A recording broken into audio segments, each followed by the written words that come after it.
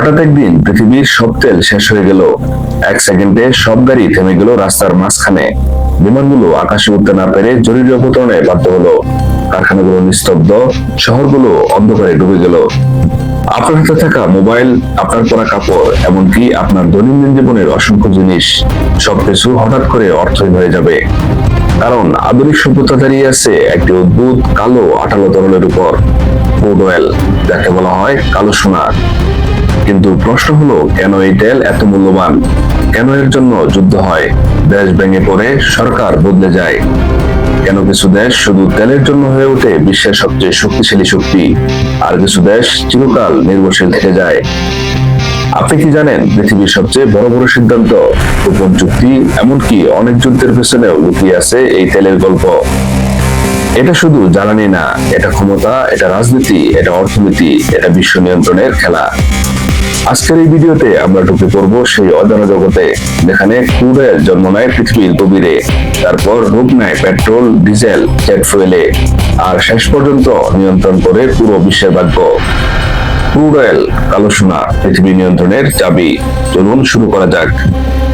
স্বাগতম মাকড়সায়, যেখানে আমরা সই অন্ধকার ইতিহাস, উন্মোচন করি লুকানো সত্য। যদি রহস্য ভালোবাসেন তাহলে সাবস্ক্রাইব করুন এখনই, কারণ সত্য লুকিয়ে থাকে মাকড়সার জালের গভীরে। আজ থেকে প্রায় 10 থেকে 30 কোটি বছর আগে এই পৃথিবীটা একদম অন্যরকম ছিল। না ছিল মানুষ, না ছিল আধুনিক শহর, শুধু ছিল বিশাল বিশাল সমুদ্র, আর সেই সমুদ্রের ভেতরে অসংখ্য ক্ষুদ্র প্রাণী, প্লাঙ্কটন, শৈবাল, মাইক্রোস্কোপিক জীব। এই ক্ষুদ্র প্রাণীগুলো প্রতিদিন জন্ম নিচ্ছে, আবার মারা যাচ্ছে। মৃতদেহগুলো ধীরে ধীরে সমুদ্রের তলদেশে জমা হতে থাকে। এরপর শুরু হয় এক ভয়ঙ্কর পরিবর্তন। লক্ষ লক্ষ বছর ধরে এই মৃত জৈব পদার্থগুলোর উপর মাটি, বালি, পাথরের স্তর জমতে থাকে। নিচে চাপ বাড়তে থাকে, তাপমাত্রা বাড়তে থাকে, আর অক্সিজেন প্রায় শূন্য হয়ে যায়।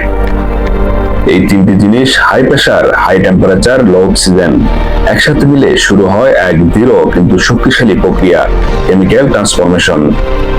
এই প্রক্রিয়ায় মৃত প্রাণী আর উদ্ভিদের জৈব পদার্থ ধীরে ধীরে ভেঙে গিয়ে তৈরি করে হাইড্রোকার্বন, আর এই হাইড্রোকার্বনই সময় নিয়ে পরিণত হয় ক্রুড অয়েল। কিন্তু এখানেই শেষ না। এই তেল কোথায় জমা হয় জানেন? এটা জমা থাকে মাটির নিচে বিশেষ ধরনের পাথরের ভেতরে, যাকে বলা হয় রিজার্ভ রক। এই পাথরগুলো পোরাস, মানে এর ভেতরে ছোট ছোট ফাঁকা জায়গা থাকে, ঠিক যেন একটা স্পঞ্জ যার ভেতরে পানি জমে থাকে। ক্রুড অয়েল ঠিক তেমন ভাবেই এই পাথরের ভেতরে আটকা থাকে, আর তার উপরে থাকে এক স্তর ক্যাপ রক, যা তেলকে বাইরে বের হতে দেয় না। আপনি আজ যে পেট্রোল ব্যবহার করছেন সেটা তৈরি হয়েছে লক্ষ লক্ষ বছর আগে মারা যাওয়া ক্ষুদ্র প্রাণীগুলোর দেহ থেকে।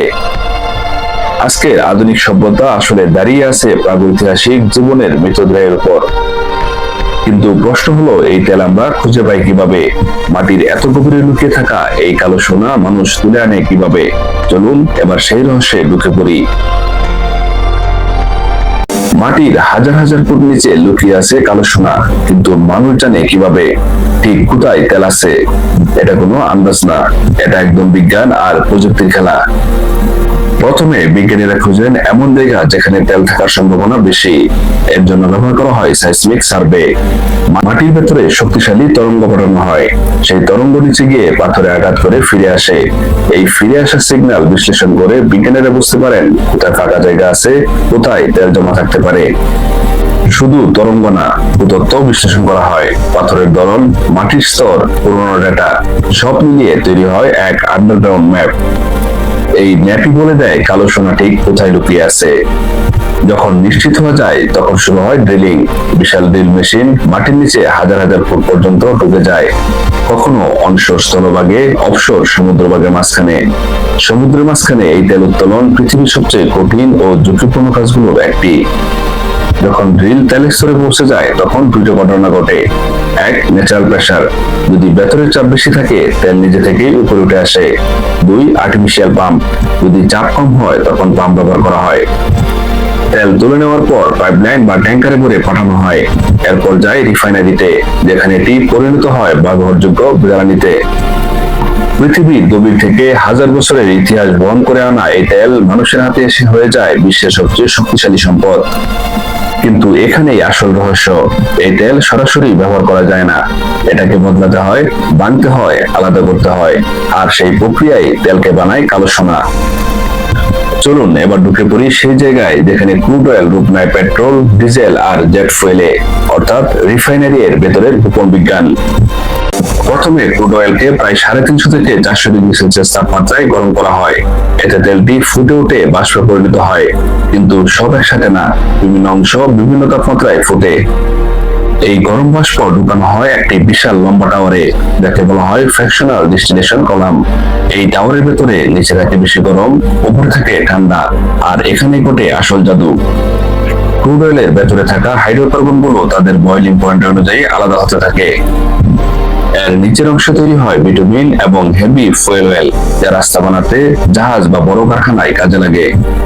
মাঝামাঝি জায়গায় তৈরি হয় ডিজেল, কেরোসিন বা জেট ফুয়েল, যা ট্রাক, বাস বা বিমান চালাতে কাজে লাগে। এর উপরের অংশে তৈরি হয় পেট্রোল এবং এলপিজি গ্যাস, যা বাসাবাড়ি রান্না বা গাড়ি চালাতে কাজে লাগে। সবসময় প্রয়োজন বেশি হয় পেট্রোলের, তাই ভারী হাইড্রোকার্বনকে ভেঙে হালকা ফুয়েল বানানো হয়। এই প্রক্রিয়াকে বলা হয় ক্র্যাকিং। হিট ক্যাটালিস্ট ব্যবহার করে এই বড় অণুগুলোকে ছোট করা হয়। শুধু আলাদা করলেই শেষ না, ফুয়েলকে আরো উন্নত করতে হয়। এতে করা হয় অকটেন নাম্বার বাড়ানো, সালফার কমানো, পলিউশন কমানো। এর ফলে ফুয়েল হয় বেশি এফিসিয়েন্ট, এনভায়রনমেন্ট ফ্রেন্ডলি। একই ক্রুড অয়েল, কিন্তু এই রিফাইনারি এর ভেতরে এটা রূপ নেয় শত শত ভিন্ন ভিন্ন জিনিসে। এটা সেই জায়গা যেখানে কালো তরল হয়ে ওঠে পৃথিবীর সবচেয়ে মূল্যবান সম্পদ। আপনার গাড়ির পেট্রোল, আকাশে ওড়া বিমানের জ্বালানি, এমনকি আপনার ব্যবহৃত প্লাস্টিক, সবকিছু শুরু এই একই জায়গা থেকে, অয়েল রিফাইনারি। কিন্তু প্রশ্ন হলো, এত কষ্ট করে তৈরি করা এই তেল কেন এত মূল্যবান? কেন একে বলা হয় কালো সোনা? চলুন এবার জানি সেই রহস্য। আজকের পৃথিবীতে transport system, industry, electricity, plastic and chemical, প্রায় সবকিছুই নির্ভর করে তেলের উপর। আপনার মোবাইলের প্লাস্টিক, আপনার কাপড়ের সিনথেটিক ফাইবার, আপনার খাবার আনার ট্রাক, সবকিছুতেই লুকিয়ে আছে এই তেল।